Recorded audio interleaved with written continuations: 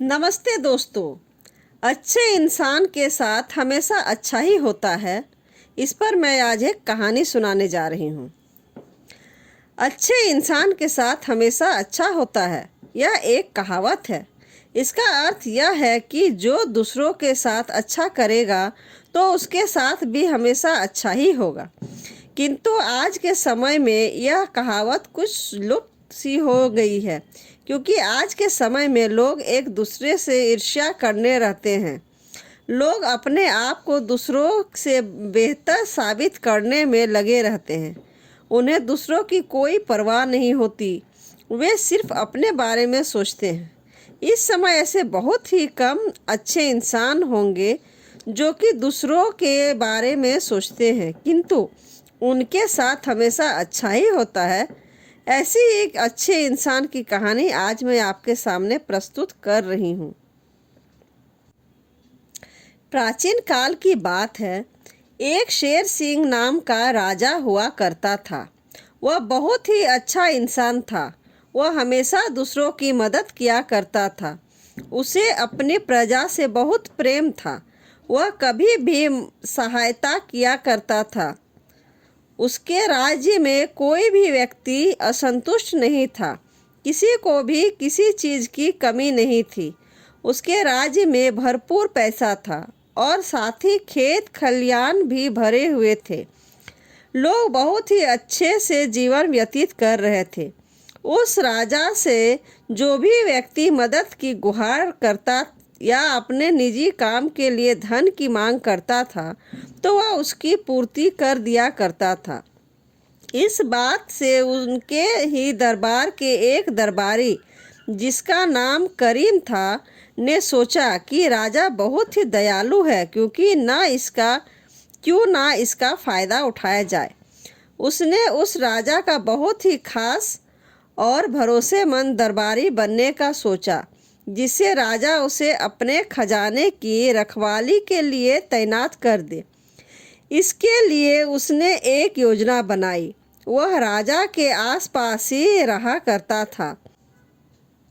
राजा शेर सिंह जो भी काम करने को बोलते वह झट से कर दिया करता था और राजा के साथ वह हर जगह जाकर उनकी मदद भी किया करता था।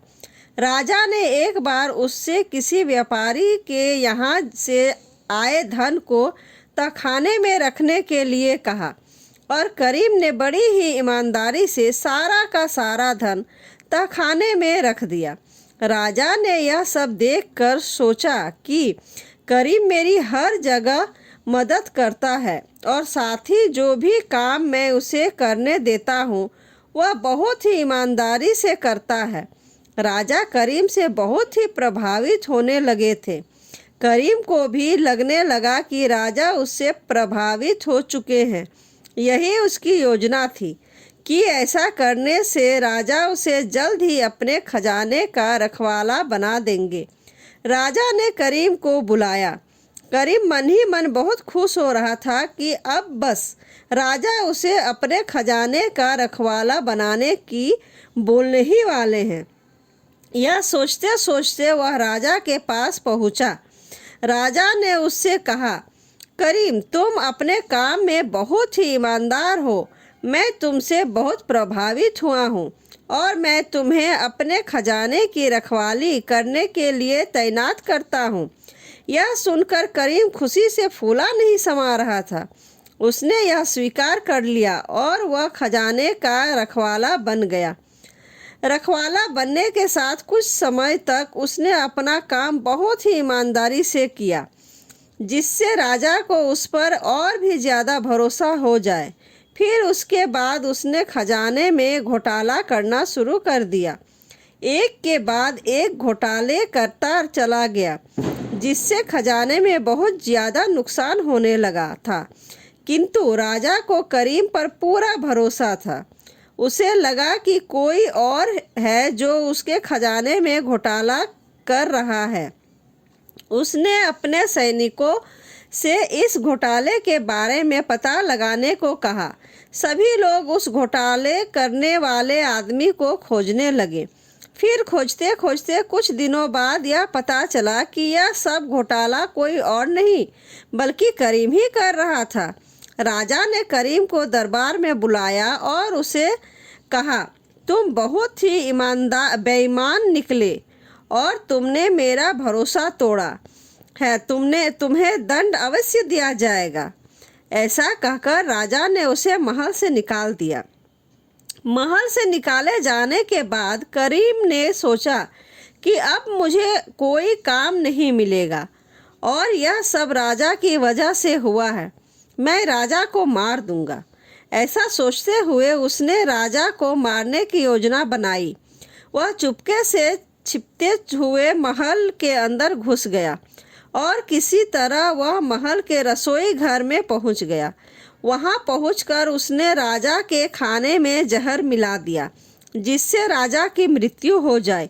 किंतु राजा बहुत ही दयालु और अच्छा इंसान था। उसने यह खाना गरीबों में बांटे जाने का ऐलान कर दिया। करीम यह सुनकर डर गया।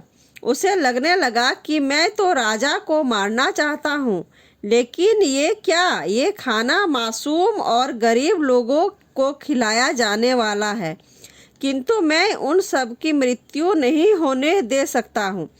तब वह राजा के पास गया और उसने कहने लगा कि हे राजन, यह खाना गरीबों में मत बांटिए, इसमें जहर मिला है।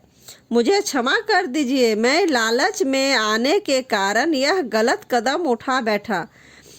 इस तरह राजा के अच्छे स्वभाव के कारण उनकी जान भी बच गई और करीम भी उनके इस आचरण से बहुत प्रभावित हुआ और उसने राजा के दिखाए गए रास्ते पर चलने का फैसला किया। साथ ही वह भी एक अच्छा इंसान बन गया। Thank you.